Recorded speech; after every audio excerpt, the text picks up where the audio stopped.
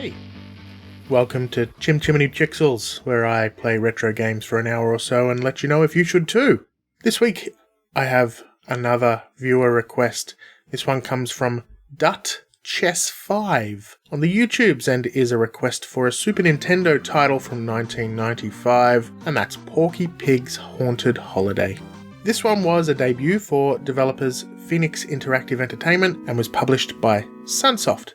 Truth be told, I had no idea this game ever existed until it was requested, which was pretty exciting to tell the truth. Part of my goal here is to share obscure titles, so it was nice for this request to be something relatively obscure, even if the license itself is not really so obscure. But yeah, there's plenty of well-known games out there, many that we all know and love, but some, like this one, managed to slip through the cracks, which is why I wanted to start this channel, so thank you, Duchess. I mean, everyone knows Porky Pig, but not so many know of this haunted holiday of his, and you gonna learn, son.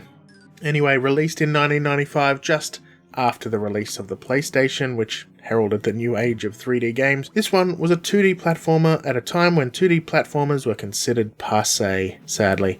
It is somewhat unique, but it also seems to follow many trends that were particularly common to licensed platformers at the time. There were also plenty of popular Unitunes games that came out before and after around the same time. My favourite would have to be Tasmania, which I played on the Master System, and I might have to share that one here someday as well. Now the story for this one is pretty simple.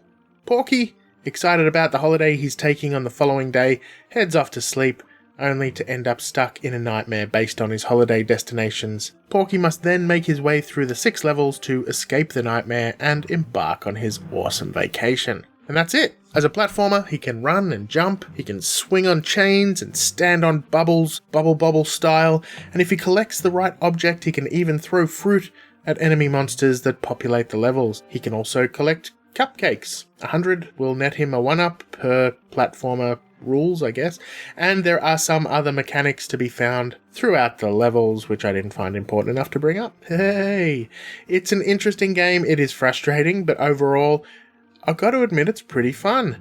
The mechanics are nothing special. It's a platformer after all, so it doesn't need much more than just the jump button, but as I mentioned, you can throw fruit if you find the right item. But the game does not do a great job of explaining this, though. It may have been in the manual, which I do not have.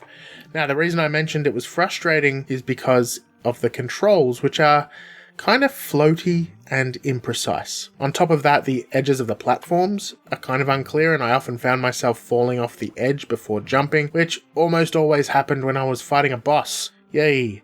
The stages that require precise jumping, so with jumping puzzles and things like that, are usually pretty forgiving, I have to admit, particularly as there's no fall damage, which is great, but they do remain tense and exciting as you often need to climb for some time before you can escape, but not always. Sometimes jumping is incredibly frustrating, more on that later.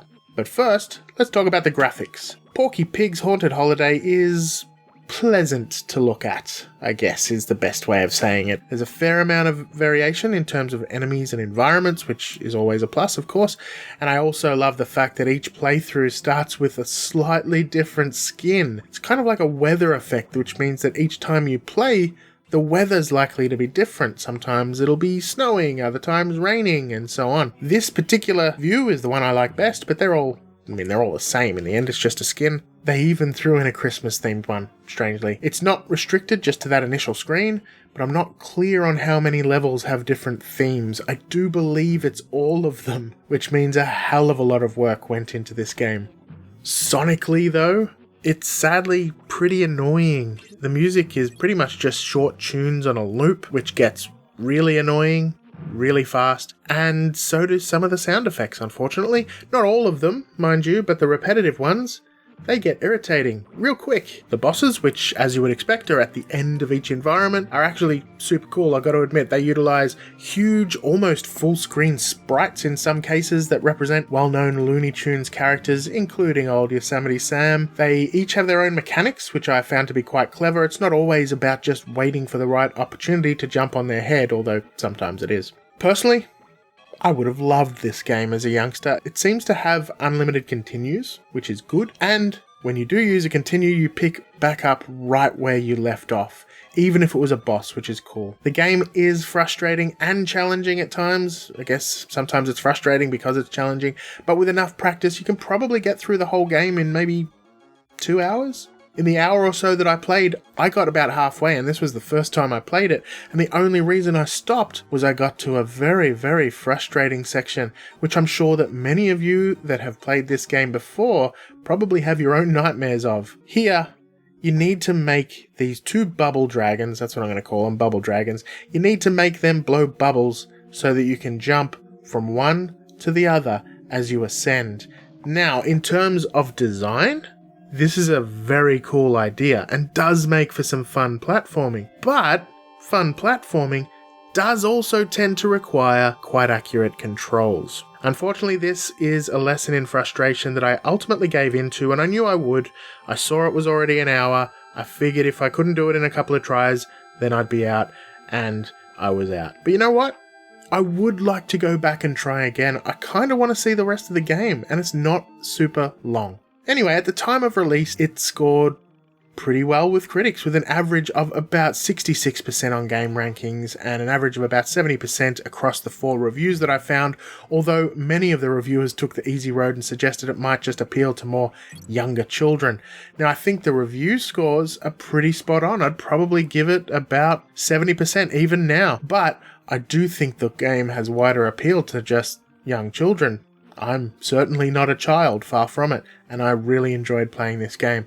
Over time, I'd like to think that the gaming community has come to terms with games based on children's franchises, as they can be deceiving, and these comments in the 90s may really have just been a sign of the times, although admittedly we do see them from time to time now as well. Now, as a licensed title, it probably should be expected that it won't be easy to play in modern times unless you can track down the cartridge, and there's no way around this. There were no ports, there were no remakes, nothing from what I can tell. It is the only game that was dedicated to Porky Pig alone, which is sad. I always liked Porky Pig, and this game, like I said, is a pleasant surprise. Overall, I'd say that Porky Pig's Haunted Holiday is still an imperfect, but enjoyable game. It incorporates some interesting ideas that don't quite pan out given the floaty, crappy controls, but if this were fixed, it may have been far more popular than it ended up being. As it stands, it does seem to have a niche and passionate fan base, and I can understand why. Like I said, I really enjoyed it. And that brings us to the end for this week. Please join me next week for another retrospective. Let's play all the games.